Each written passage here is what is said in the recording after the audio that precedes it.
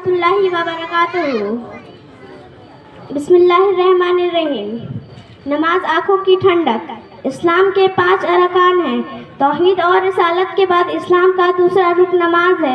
ये हर मर्द और औरत पर फ़र्ज है, जैसे कि अल्लाह ताला का इरशाद, औज़ु बिल्लाहि मिनश शैतानिर रजीम, बिस्मिल्लाहिर्रहमानिर्रहीम, अकीमुस्सलाता तकीनु मिनल मुशरिकीन।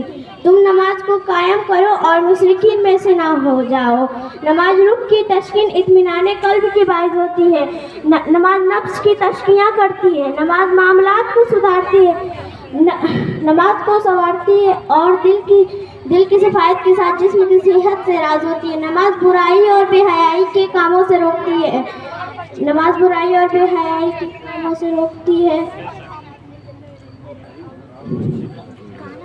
अस्सलाम वालेकुम व रहमतुल्लाहि व बरकातुहू। माशाअल्लाह माशाअल्लाह।